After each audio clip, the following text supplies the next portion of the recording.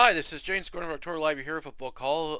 Back on Friday, I went out and did some things, and I decided to just check out Value Village to see what they had, and I got a few books while I was there. All right, without further ado, let's begin. So the first book I got, Offspring by Jack Ketchum.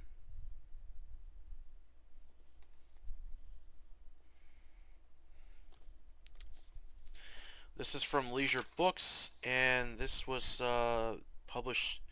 This was actually first published in 1991. This is a reprint from June 2007. This is a sequel to Off Season, Jack Ketchum's first novel, which is a book I'll have to try again because I tried that book years ago and I didn't get far in it. So this is the sequel.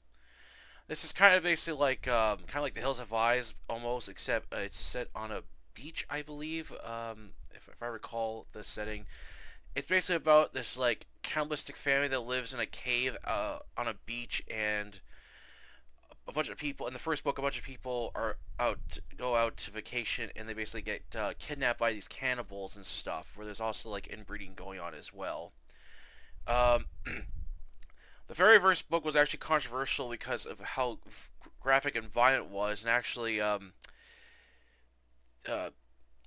in Jack's original version of the first novel, Off Season, he had like had a much more darker editing, and the publisher refused to publish it and had like it edited. So there's a edition with the original text restored, and then there's the edited version. So I wonder which one's kind of better. But when I go to check out the first book, I'll find it for myself. But I am hoping to like this series because I've read several Jack Ketchum books, except for The Girl Next Door. I would never read that; is way too extreme and dark for me. But I tried some of his other books, and I really don't like how the guy writes his stories a lot of the times. And I think the only book I ever completed by Jack Ketchum was Red, and I thought I had a really good idea, but I really didn't like it. So I'm hoping I do like this series.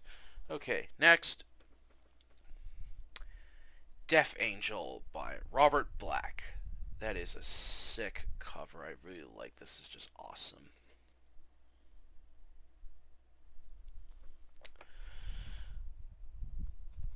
This is from Pen, Pen, Pen, Penton Books.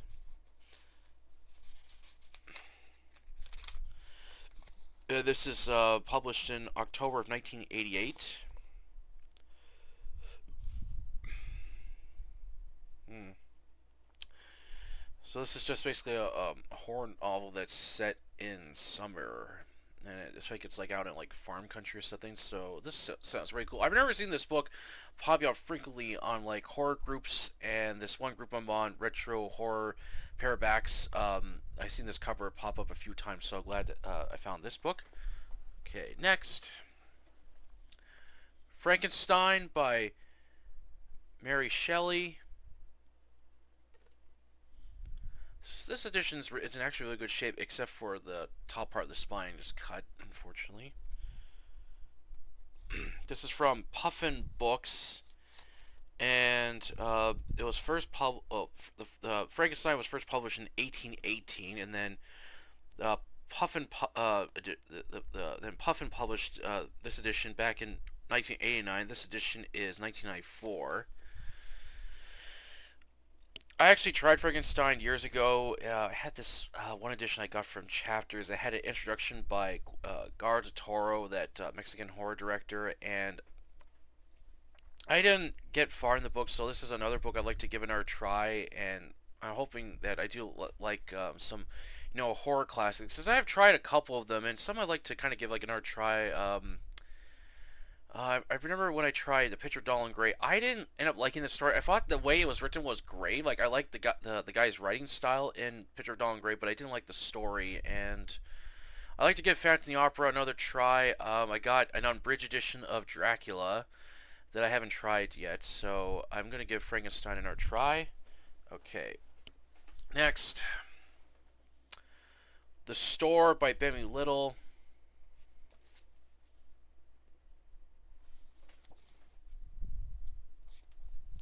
This is from Berkeley. It was first published back in July 1998. This edition is August 2021. This is a book I tried, I think, years ago, and I didn't get far in it, but this one's basically about a store that just has, like, everything you want, except there's a price to pay for the items you want, so I am hoping that I like this book because the first Belly Little book, well, the second Belly book, the second Belly Little book I read, it left a bad taste in my mouth. That University, oh, I just hope this one's better because University did not leave a good taste in my mouth after reading that book, and I hope it's not a repeat of what I read it for, when I go to read this. So I'm hoping this will be either decent or better. Okay, next. Spin State by Chris Moriarty. Nice cover. I found a book on my wish list. This is from Battlein Books, and this is from October 2003. Um,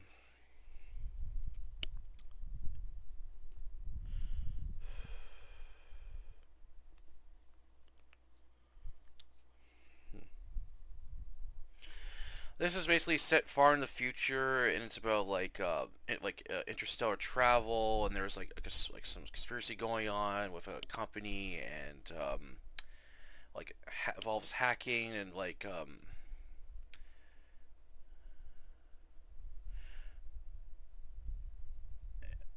alien worlds and stuff. So this sounds really interesting. So looking forward to checking this out.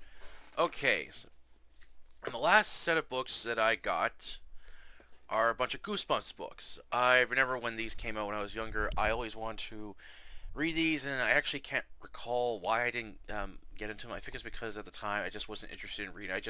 I remember the covers of the books, and it was always drawn me to them was the covers. But now, as now I'm older, now I'm collecting these things, so I can eventually read them one day. Goosebumps Special Edition by L.R. Stein. This is a collection of short stories, and look at this gorgeous cover artwork by Tim White, I believe the artist's name is. This is absolutely gorgeous.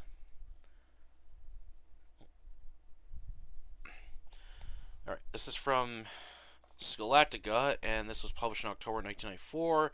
So this has 10 short stories. It's got The House of No Return, Teacher's Pet, Strained Peas, Strangers in the Woods, Good Friends, How I Won My Bat, Mr. Teddy, Click, Broken Dolls, and A Vampire in the Neighborhood. So these would probably be fun, entertaining stories. I would definitely do a Goosebumps episode, series on the channel. Okay, next. You Can't Scare Me. Look at that sick cover work. That is just awesome. I watched a video on YouTube about the artist who did the Goosebumps books on this channel called Art Scriber, and he does an excellent job of talking about artists and their backstory and stuff. He did one about the artist who did the Goosebumps books, Tim White. It's a very interesting video. I highly recommend you check it out. All right, and this okay. Anyway, this is from Scholastica, and this is from January 1994. So this one's about just monsters in the forest, essentially. So that's that one. This is a cover that I've always liked. I remember Attack of the Mutant. I really like this cover artwork. It's just amazing. Unfortunately, the book is not in best shape. It's kind of rough, as you can see. But if I end up liking it, I'll find a nicer edition. Alright, same publisher, and this is from November 1994. I think this one's about a supervillain that exists in the real world or something like that. I actually remember the TV series, and I would watch some of the episodes, and I remember this one where the kids infiltrate this guy's lair, and they're trying to escape from him and stuff. And there was times where the show did get scary, so... and then the last book I got, Vampire Breath. Funny title.